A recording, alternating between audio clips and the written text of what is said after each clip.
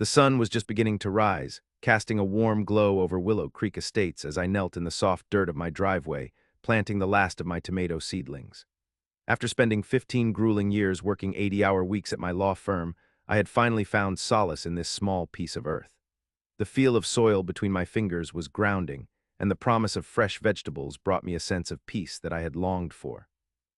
As I tended to my garden, the tranquility was abruptly shattered by a sharp voice demanding my attention. "Excuse me, what do you think you're doing?" I looked up to see Nancy Williams, the head of our homeowners association, standing at the edge of my property. Her arms were crossed tightly over her designer blouse, and her perfectly highlighted hair remained immobile in the gentle breeze, as if even nature understood her authority. "Good morning, Nancy," I replied, wiping my hands on my gardening apron. "Just expanding my vegetable garden a bit." Her eyes narrowed as she surveyed the neat rows of raised beds that now lined the side of my driveway. "This is completely unacceptable, James. Front yards in Willow Creek Estates must be properly landscaped with approved plants only. Vegetable gardens belong in backyards, hidden from view." Taking a deep breath to steady myself, I remembered how Nancy's reign over the HOA had turned our once friendly neighborhood into a battleground filled with petty rules and surprise fines. "Nancy," I said calmly, "my property deed predates the HOA by 30 years. I've got grandfather exemptions on most of these rules." Her response was dismissive as she pulled out her phone. "I'm documenting this violation. The board will be notified immediately." As she snapped photos of my garden with her fingers flying across the screen, two neighbors walking their dogs slowed down to witness our confrontation. "I've read every page of the HOA agreement," I continued, trying to maintain composure. "And I've kept all correspondence with the previous board acknowledging my exemptions. Would you like to see the paperwork?" "Save it for the hearing," she retorted as she marched away, leaving me feeling disheartened yet determined. That evening brought no relief. True to her word, I found a bright orange violation notice taped to my front door, a $150 daily fine until I removed what she termed unapproved agricultural activity. The hearing was scheduled for next week. As I added the notice to my growing file labeled HOA nonsense, a nagging feeling settled in. It felt more targeted and personal than previous encounters. My phone rang soon after. It was Alina Ramos, an elderly neighbor who had seen Nancy harassing me. "James," she said softly, "you're not the first." My blood boiled as she recounted how Nancy had fined other families for ridiculous reasons. I felt a new resolve building within me as I prepared to uncover not just my rights but those of my neighbors too. As night fell and sleep eluded me, thoughts raced through my mind about what lay ahead, my family's legacy intertwined with this land, and what I might discover when I returned to digging through old boxes in the attic. But then came a sound that made my heart race. Heavy engines outside, signaling that things were about to escalate further. The encounter with Nancy Williams that morning was a stark reminder of the escalating tension in Willow Creek Estates. As I knelt in the dirt, fully immersed in my gardening, her authoritative voice broke through my serene moment. "Excuse me, what do you think you're doing?" I looked up to see her standing at the edge of my property, arms crossed tightly over her designer blouse. Her perfectly styled hair remained untouched by the breeze, and her lips formed a thin, disapproving line. "Good morning, Nancy," I replied, attempting to keep my voice steady as I wiped my hands on my gardening apron. "Just expanding my vegetable garden a bit." Her eyes narrowed as she surveyed the neat rows of raised beds lining my driveway. "This is completely unacceptable, James. Front yards in Willow Creek Estates must be properly landscaped with approved plants only. Vegetable gardens belong in backyards, hidden from view." Taking a deep breath, I reminded myself of the history behind our neighborhood. Nancy had been at the helm of the HOA for 5 years now, transforming what was once a friendly community into a battleground of petty rules and surprise fines. "Nancy," I said firmly, "my property deed predates the HOA by 30 years. I've got grandfather exemptions on most of these rules." Standing up, I suddenly felt self-conscious about my dirt-stained jeans compared to her immaculate appearance. Her response was swift and dismissive. "That's not how it works," she snapped as she pulled out her phone. "I'm documenting this violation. The board will be notified immediately." I watched helplessly as she took multiple photos, her fingers flying across the screen like a machine gun. Two neighbors walking their dogs slowed down to witness our confrontation, their expressions filled with curiosity. "I've read every page of the HOA agreement," I said calmly, trying to assert myself amidst her barrage of authority. And I've kept all correspondence with the previous board acknowledging my exemptions. Would you like to see the paperwork?" She waved her hand dismissively, cutting me off. "Save it for the hearing. You'll be receiving a formal notice of violation by tomorrow. I suggest you remove all this." She gestured vaguely at my garden, "mess before fines begin accumulating." As she marched away with an air of triumph, I caught Mr. Jenkins from across the street giving me a sympathetic look. He'd had his own run-in with Nancy just last month over his new mailbox. Apparently, forest green didn't match the approved hunter green. That evening, true to her word, I found a bright orange violation notice taped to my front door, a $150 daily fine until what she termed unapproved agricultural activity was removed from my front yard. The hearing was set for next week. I took the notice inside and added it to my growing file labeled HOA nonsense. But this time felt different, more personal and targeted. My phone rang shortly after. It was Alina Ramos, the elderly neighbor who lived down the street. "James, dear," she said, her voice crackling through the line, "I saw Nancy harassing you this morning." As Alina recounted stories of Nancy's previous harassment toward others in our neighborhood, families fined for trivial reasons, I felt a surge of determination building within me. This wasn't just about my garden anymore.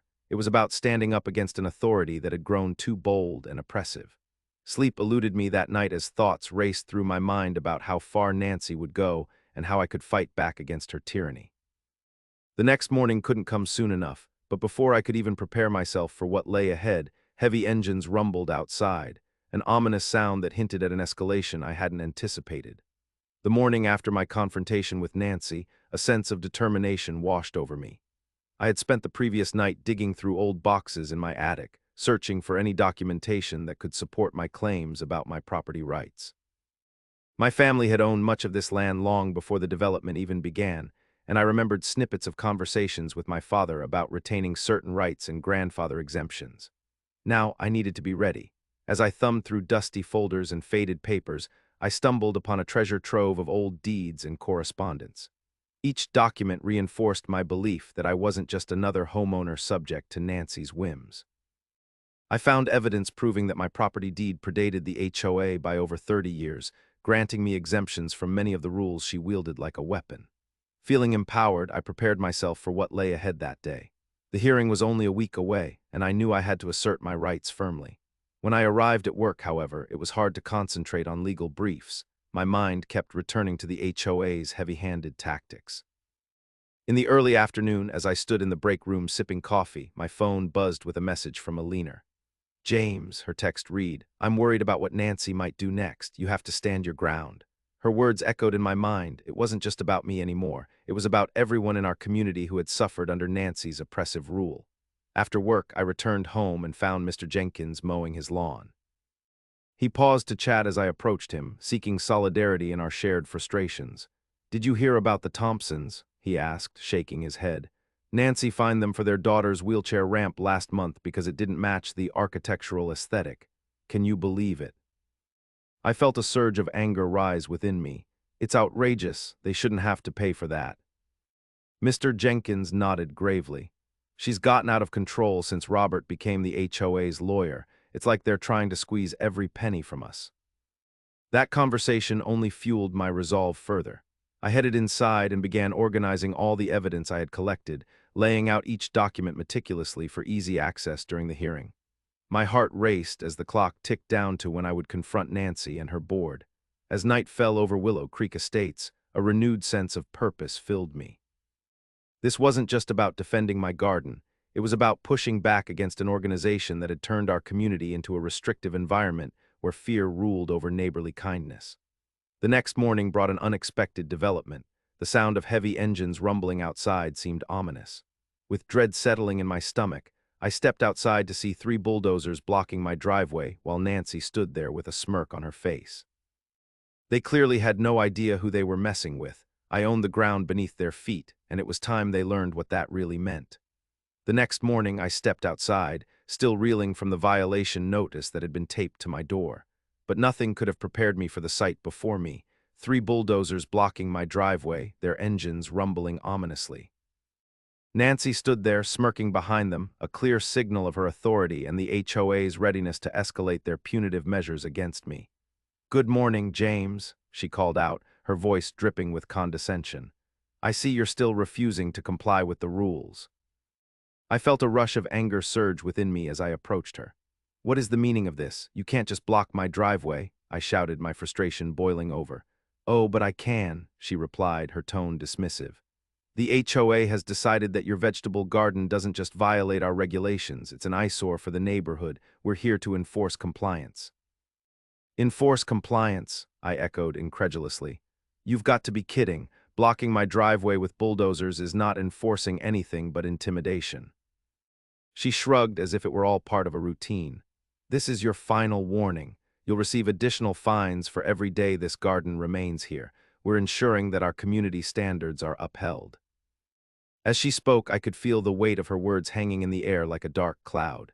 Nancy had turned our once friendly neighborhood into a battleground where she wielded power like a sledgehammer, and it was becoming clear that she savored every moment of it. I have grandfather exemptions on my property deed, I countered, trying to assert my rights once more. This isn't just about following rules, it's about your blatant abuse of power. But Nancy only laughed lightly, dismissing my claims as if they meant nothing to her. Save your paperwork for the hearing, she said, flicking her wrist as if shooing away a pesky fly. You'll be receiving another formal notice after today. Watching her walk back towards the bulldozers, I felt a mix of helplessness and anger welling up inside me. This was more than just a violation notice. It was an outright declaration of war against anyone who dared stand up to her authority.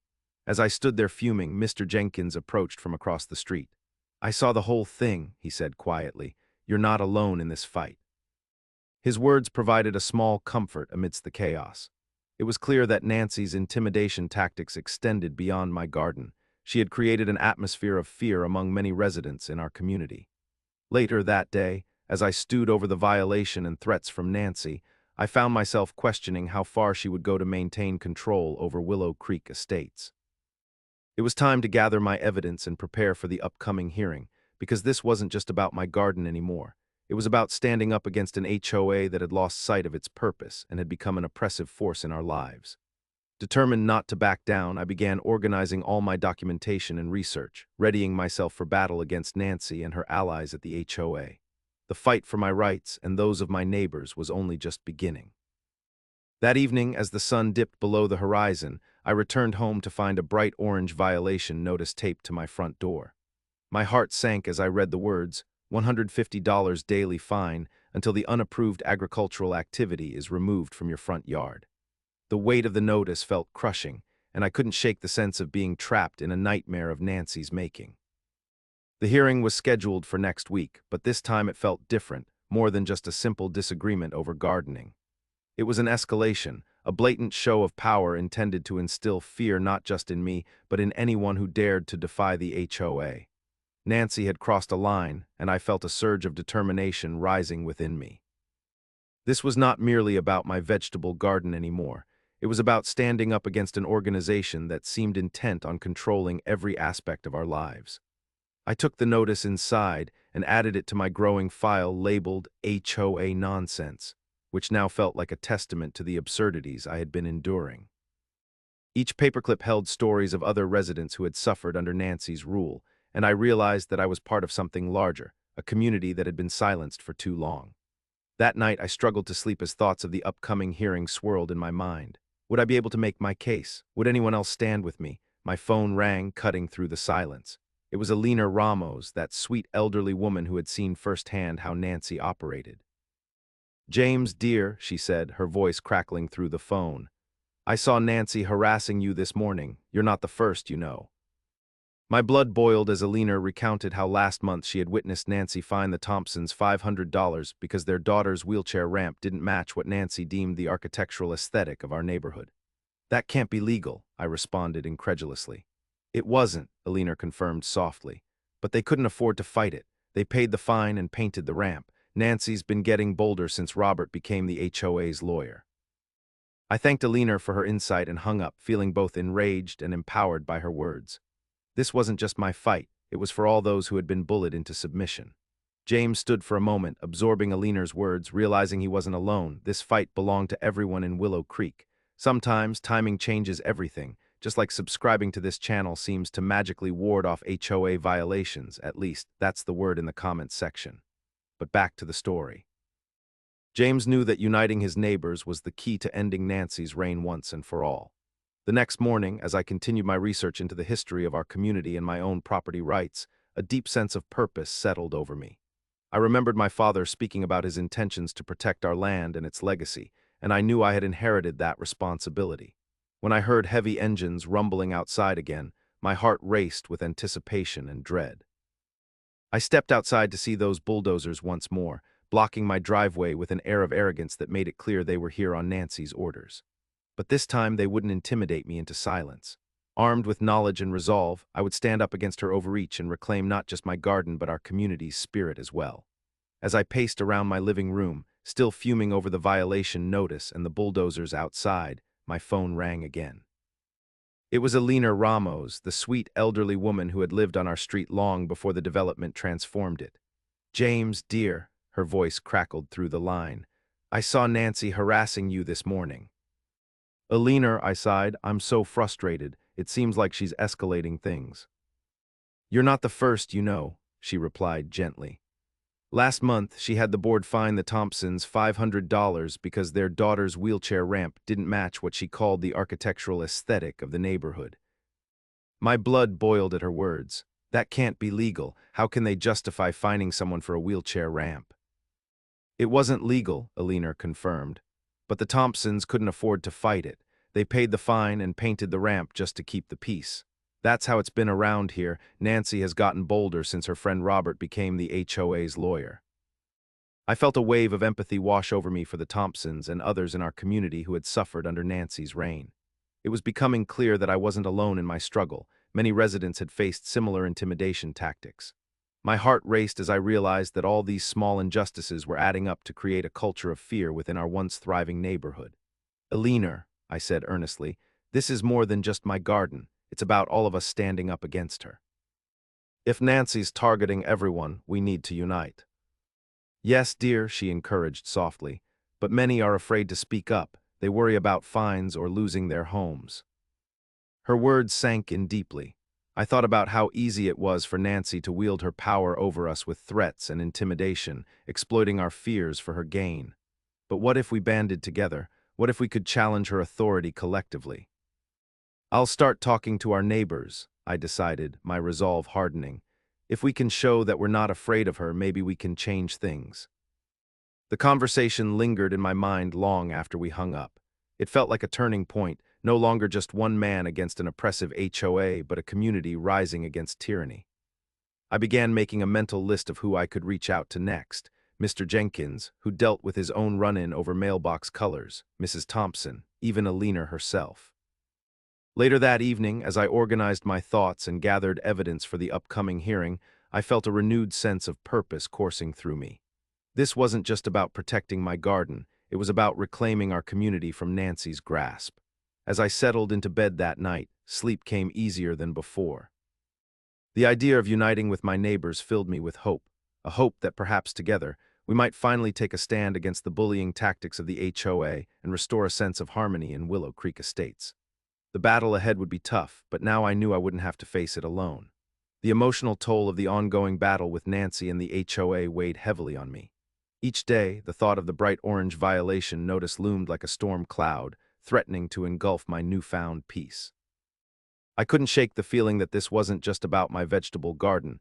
It was a personal attack on my identity and my family's history. That night, sleep eluded me as I tossed and turned, thoughts racing through my mind. I kept revisiting Alina's words, reflecting on how Nancy's tactics had hurt so many in our community. I felt a surge of determination rising within me, compelling me to dig deeper into my family's history with the land. The next morning, I decided to search for any documentation that might shed light on my property rights. My family had owned much of this land before selling it to developers in the 1970s. Digging through old boxes in the attic felt like unearthing buried treasure. Each piece of paper I touched held stories. My father's notes on land rights, old maps showing the original boundaries, and letters from the developers acknowledging our family's legacy. As I sifted through the documents, memories flooded back. My father sharing tales about how he fought to keep the land intact and how fiercely he had protected our rights. There was a document that caught my eye, a faded letter detailing grandfather exemptions for properties predating the HOA. My heart raced as I realized how significant this was. It was proof that I had rights that Nancy could not simply ignore. Fueled by a mix of nostalgia and newfound resolve, I carefully organized everything into a folder labeled Family Legacy. This would be my armor in the upcoming hearing. The more I uncovered about our history, the more confident I became in challenging Nancy's authority. Yet alongside this growing determination was a sense of sadness. It hurt to think about how much had changed in our neighborhood. The warmth of community had been replaced by fear and division under Nancy's rule. The garden that once brought me peace now stood as a symbol of resistance against an oppressive force. After gathering all my findings, I reached out to neighbors who had faced similar harassment. With each conversation, their stories echoed mine: intimidation over mailbox colors, fines for innocuous changes to landscaping, and threats that left them feeling powerless. It became clear that this was not just an isolated incident. It was a systemic issue affecting everyone in Willow Creek Estates. As the day of the hearing approached, I felt an overwhelming sense of purpose wash over me. Armed with my family's history and bolstered by the support of my neighbors, I knew I couldn't back down. This fight wasn't just for me, it was for everyone who had been silenced by fear.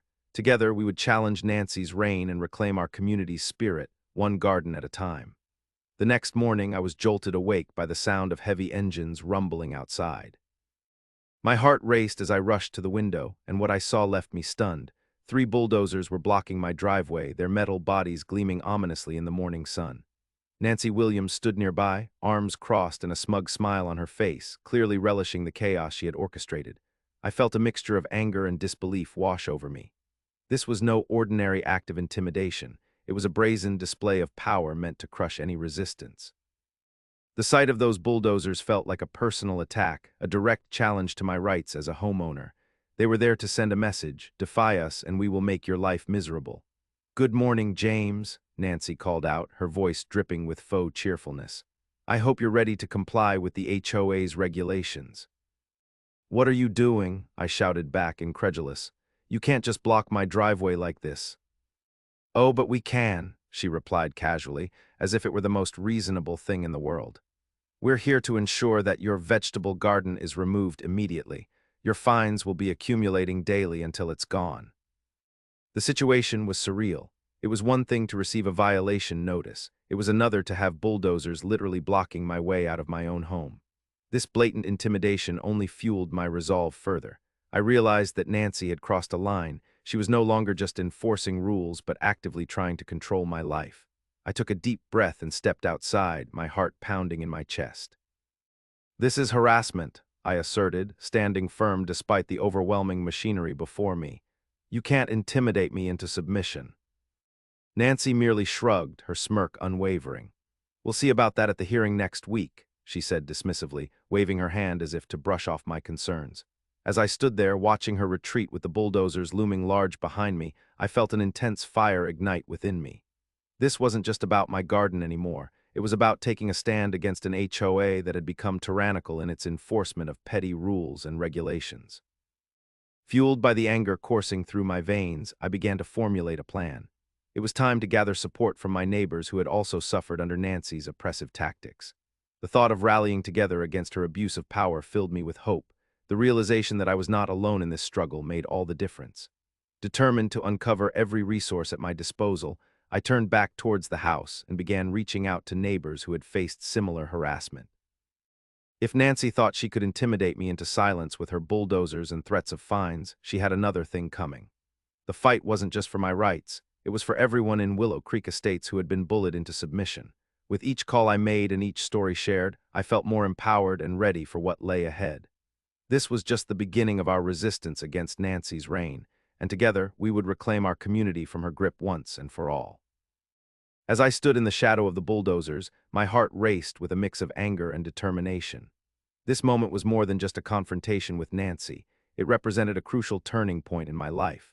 The gentle gardener who had once sought peace in the soil was now emerging as an assertive challenger to a system that had become toxic.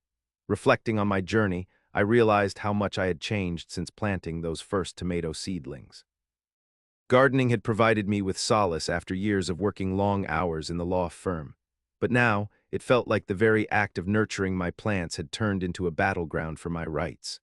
I was no longer just cultivating vegetables. I was fighting for my home, my community, and the principles that should govern us all.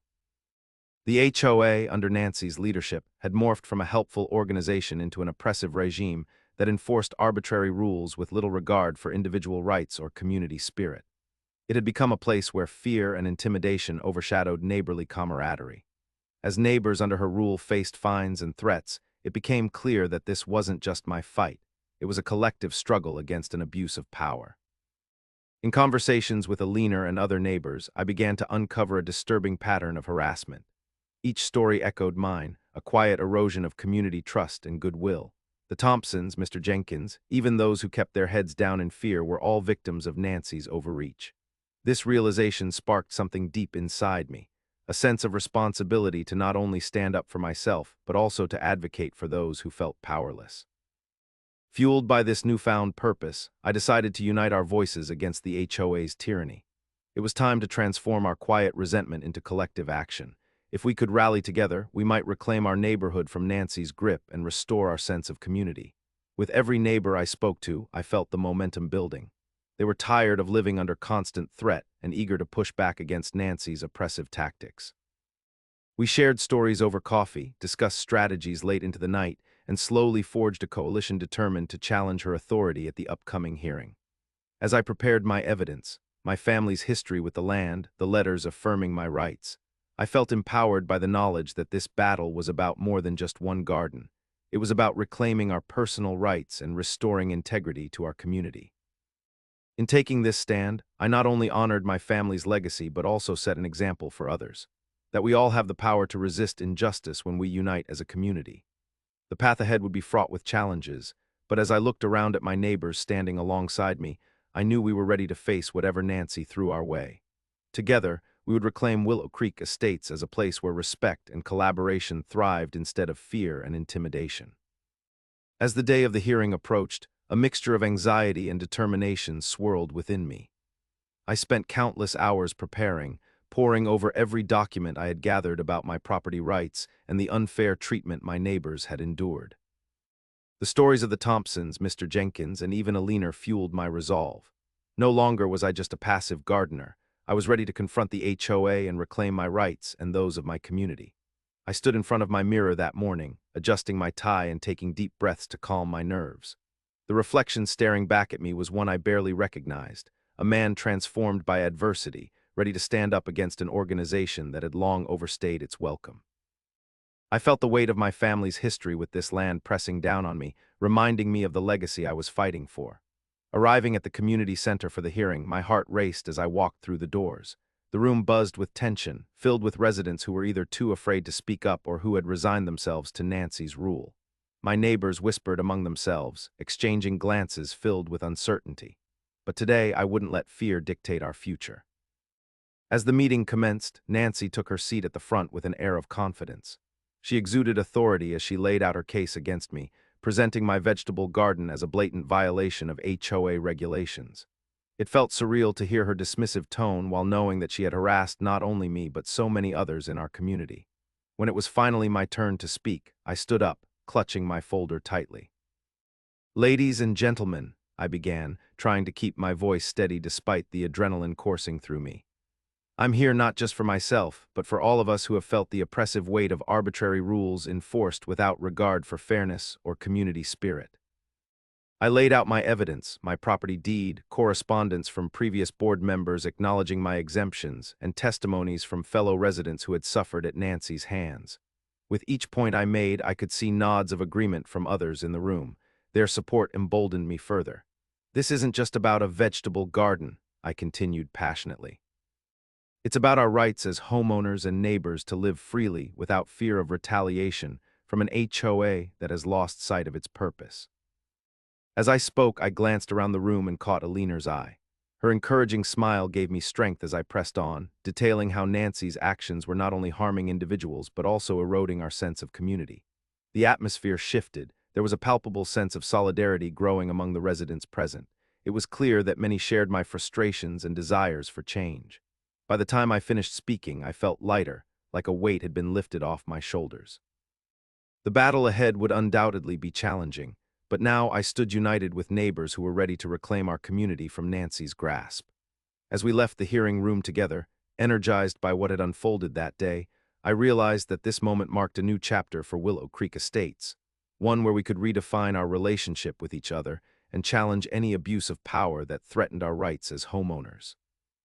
Together, we would forge a path toward a more equitable community where everyone's voice mattered.